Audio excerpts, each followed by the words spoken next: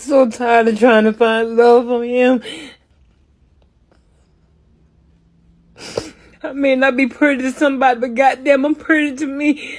I'm so tired of being alone. I'm tired of this bullshit. Men do not. I wrote down the people that I slept with that I thought I was going to have a relationship with, even prior to being in the sex industry, and it was about 100.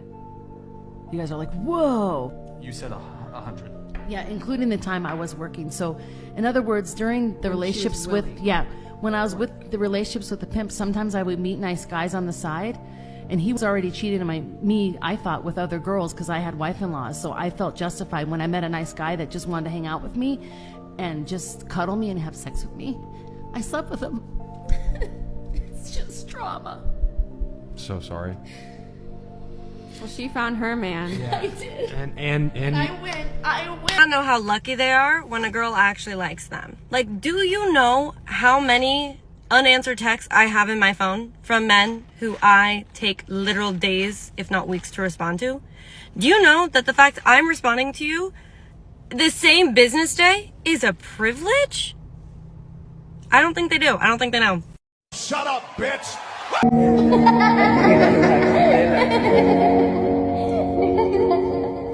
gusta la canela, me gustas tú. Me gusta el fuego, me gustas tú. I don't know what I'm doing anymore. You've got a second chance, you could go home. So a woman called me. She said, I'm 50 years old. I have 3 degrees. I'm very successful entrepreneur, CEO. And I want you to know, Dennis, that I deeply regret that I followed the feminist advice at college, because when I come home after a successful day at work to an empty home, no husband, no children, no family, it's not good. You are looking for a sign that God is paying attention to you. Just listen to this. I'm so fucking tired of being alone. I'm so tired of trying to find love from him. I mean, damn.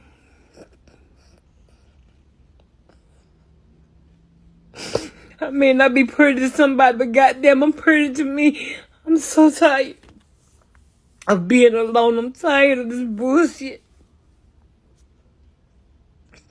I don't understand why the fuck am I still living.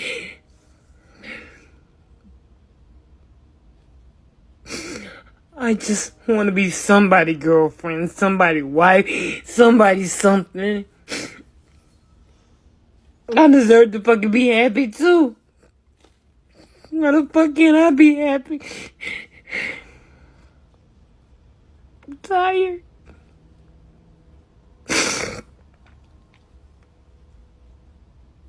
I'm tired of being... This clip is a brutal wake-up call.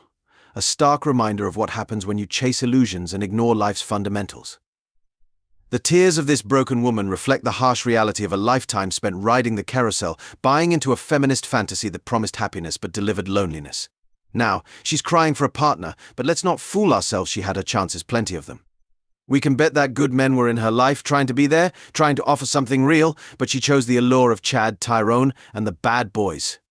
The thrill of the moment was what she wanted. She had her chances, just like everyone does, but instead of building a solid, loving relationship, she chased after fleeting excitement. Now, regret is hitting her like a ton of bricks, a classic case of reaping what you sow. Spend your prime years chasing thrills, neglecting the idea of building something lasting with someone who truly cares, and this is where you end up alone, regretful, and wondering why life turned out this way. This isn't just her story, it's becoming a common tale.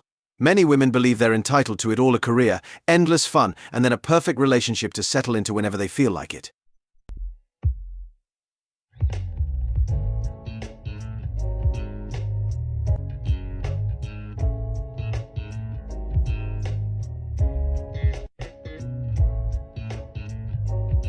Men do not know how lucky they are when a girl actually likes them. Like, do you know how many unanswered texts I have in my phone from men who I take literal days, if not weeks, to respond to? Do you know that the fact I'm responding to you the same business day is a privilege? I don't think they do. I don't think they know. This clip is the perfect example of why so many men are done with the modern dating scene. You've got a woman so wrapped up in her own self-importance, bragging about ignoring texts and acting like responding on the same day is some kind of royal favor. It's this kind of inflated ego fed to absurd heights that makes these women think they're the center of the universe. But here's the kicker: the beauty and allure they bank on. It fades. Time spares no one, and when that happens, their entire world, built on a foundation of perceived superiority, crumbles. It's a harsh truth, but it's reality. The wall comes for everyone, and it has a way of bringing these entitled attitudes crashing down to earth. Remember, guys, if they treat you like an option, leave them like a choice. Know your worth, kings. You don't need to be caught up in this cycle of arrogance and misandry. These same women who are so dismissive now will be the ones, a decade from now, just like the lady in the previous video, wondering where it all went wrong, why they can't find a man, and demanding a relationship and marriage. If you don't find him attractive, don't give him a chance just because he's nice. Men never give women chances just because they're nice. If they don't think you're cute, they're not even gonna look in your direction. If your coochie is not throbbing when you look at this man, he is not the one. Your body needs to be trembling. You need to be pulsating when you look at him, or he's not the one. Men will eventually disappoint you anyway. At least don't let an ugly nigga disappoint you. This is the cycle of feminism gone astray, a cycle that never seems to learn from its mistakes.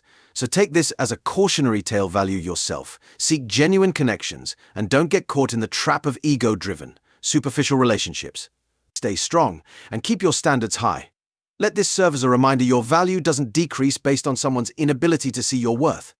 Don't get sucked into the vortex of modern dating games. Focus on those who recognize and appreciate you, not on those who see you as a backup option or a temporary amusement.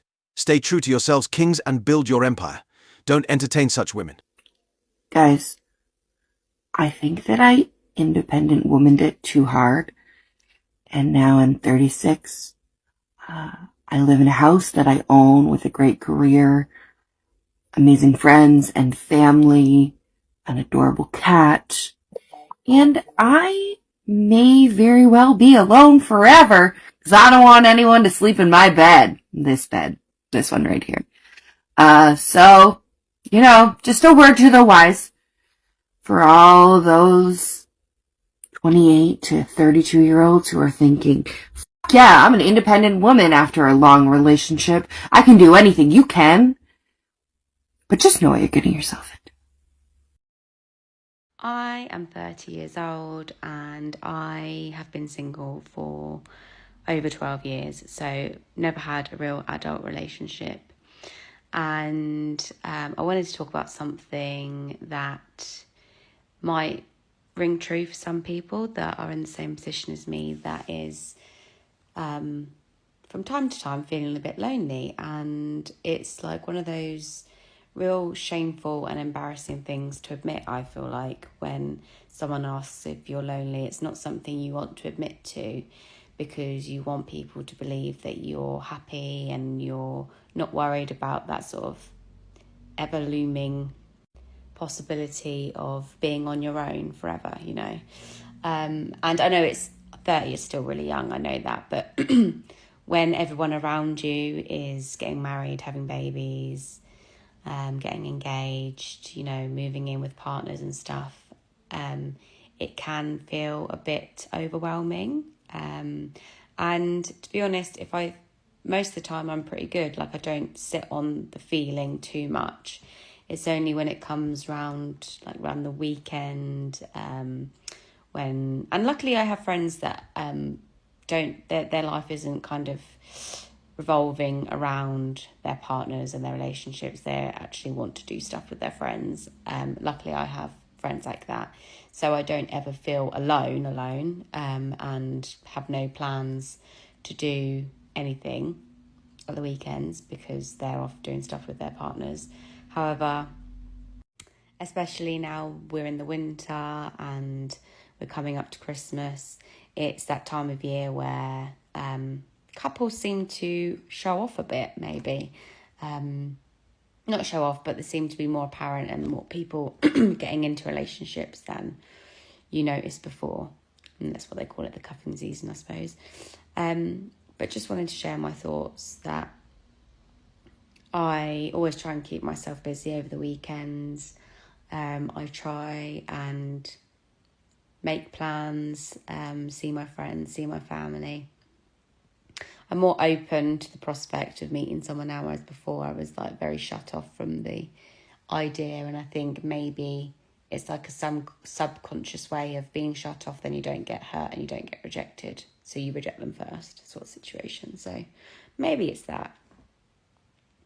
But yeah, I just wanted to share this, and for anyone that's feeling the same, know that you're not alone, and we can stick together. This clip is a textbook example of the cyclical trap many women fall into. They spend their 20s chasing after the so-called Chads and Tyrones, overlooking the stable, average guys who are genuinely interested in a real connection. As they hit their 30s, reality sets in, and suddenly it's not just about finding any man, but the right man. By then, however, the options are limited. Most good men are either taken or have been burned too many times and are now wary. These women then turn to social media to air their grievances about being single at 36, lamenting where all the good men have gone. This cycle is glaringly evident thanks to social media. How do women not see it? Is it pride, narcissism, delusion, or all of the above? And of course the comments are full of women sharing their own woes and cheering each other on. Glad you shared this, they say. I haven't had a proper relationship and I'm 36. One of my friends found a boyfriend and now barely sees me. It bothers me because it feels like she'd rather spend every day with him than with me. I'm 34, single for 7 years, and I've accepted that I'm destined to be alone. The cycle continues, revealing itself in countless variations. I don't get hugs consistently. I don't hear my name being said. And there's no fault, it's just circumstance. But now I'm in a position where I feel like I sometimes can't picture a love that meets all of your needs. Or most of them. I don't know, I just wish I could make myself not want it anymore, you know? Because while I know it's natural to want it, it's painful and I'm tired. And it's just undeniable and I can't front. But you try to pretend like you don't want love or whatever, but every so often something, Body positivity. So nice how far we've come. She's hogging half the billboard, there's no room for anyone else.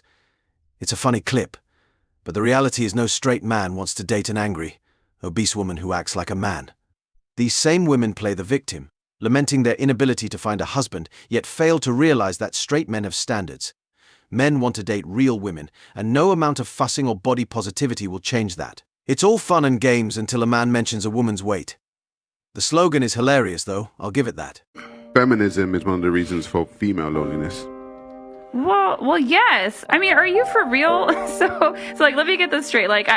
Alternate reality. I'm a liberal woman. Okay, so I'm gonna be frumpy. I'm gonna put my career first. I'm allowed to be fat. I can have colored hair, and I can think that men are my oppressor. And then naturally, they're gonna want to marry me and talk to me and have conversations with me. Absolutely not. Yeah, it keeps women lonely. Yeah. And they need you to be in the tribe. And if you go against feminism as a woman, you will be lonely. I mean, Pearl and I have had this experience. We go against the sisterhood. We ain't got that many girlfriends. That's why you always see us together. We ain't got nobody else, you know? I have so many friends. Yeah?